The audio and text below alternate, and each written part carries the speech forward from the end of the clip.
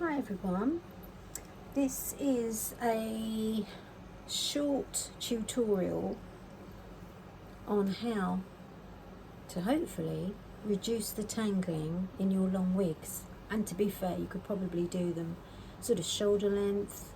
I think it would work on most lengths.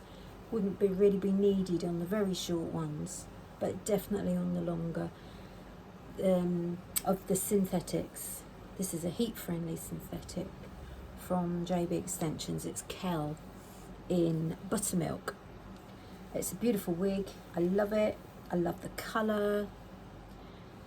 I love the length. I love the style. I love everything about it. But it knots like no one's business. And then all the hair fibres just stick together. And it looks like a fancy dress wig. There's no getting away from it. It just does.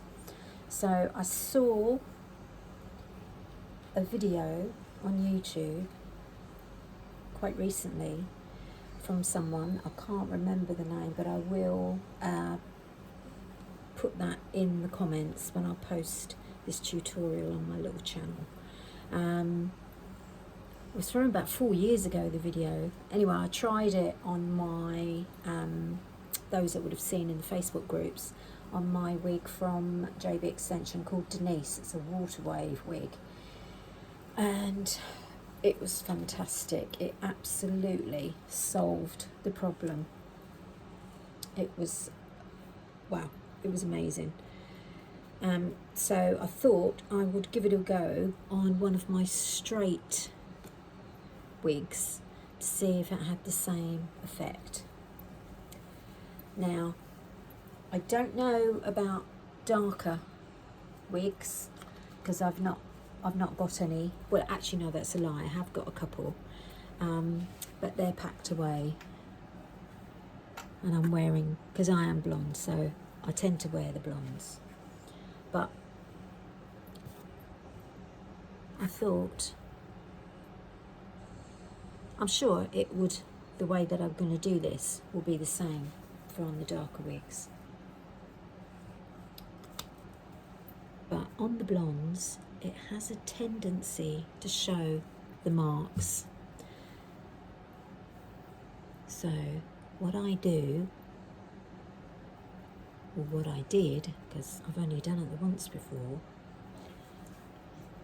was get a smallish section, and I'm starting at the nape first, because I think if you've got a shorter wig and you only really get trouble at the nape because it touches all your clothes and things. I think it's a notorious area for clumping up and knotting and just matting and going horrible.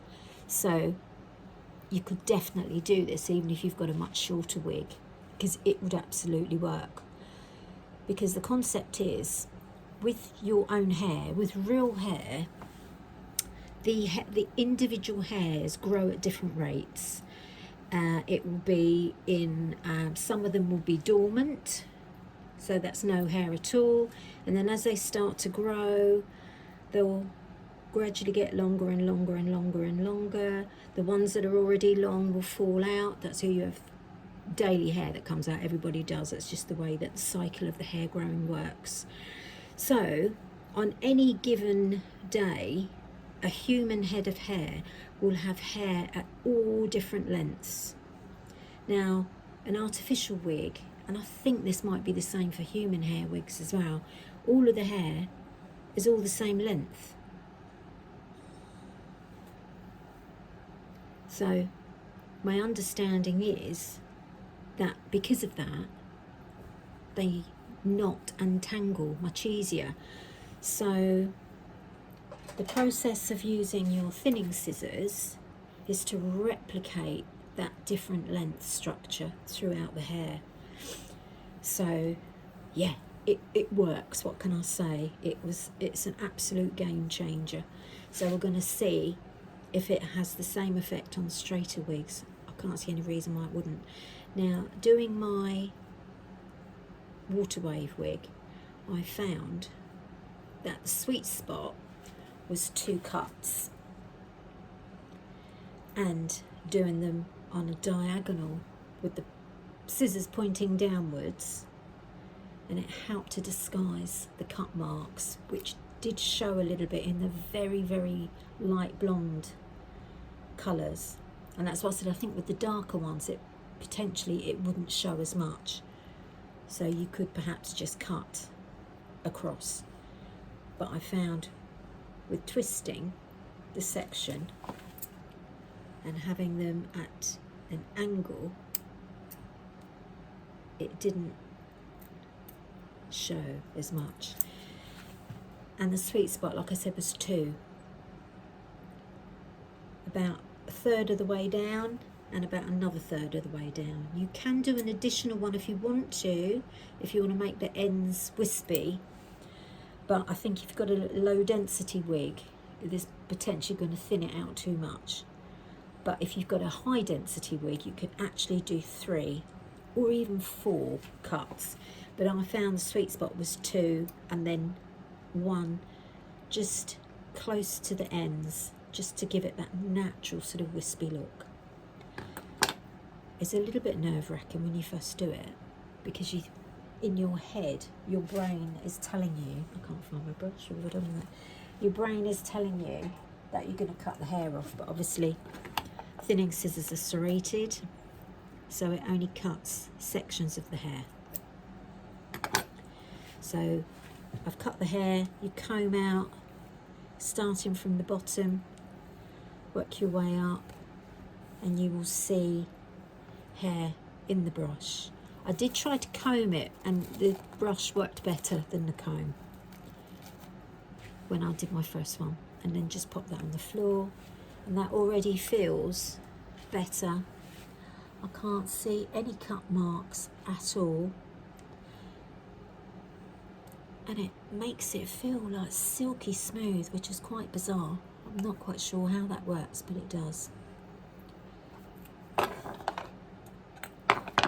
Again, take a small, sort of couple of centimetres wide, because you want to have control over what you're cutting. I think, and the bigger the sections you go, the less control you have over it. Twist the section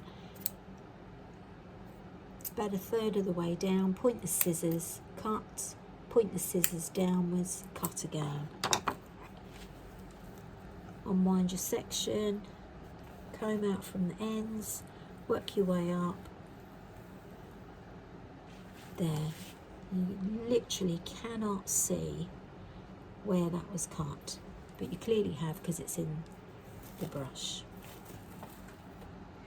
Now, I have a half head of dreadlocks and my back bit, and they're a little bit like Velcro when they're down, and my back bit knots up something rotten, so I am going to give it an extra go just to thin that out a little bit more. Where shall I go? About halfway, I think.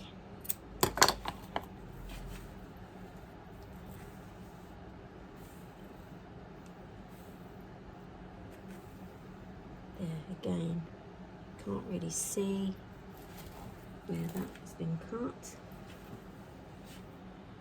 And then you work your way around. I found it was better to only do up to about here on the wig, and then leave the very top from the crown. So you're doing about sort of 2/3 of the wig. So you work your way along, section again, do it again, work your way up, so you've got about that much of the hair left. Don't do those sections, clip that up, keep it out of the way. And then at the front, also depending on the style of your wig,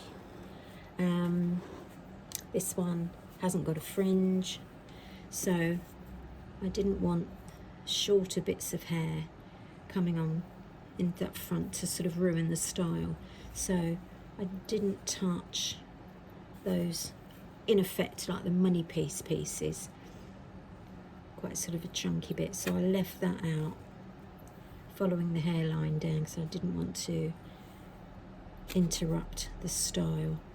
But up to about there, down would be included. So I'm going to go ahead and do that, and then we'll come back at the end and see if it's made a difference.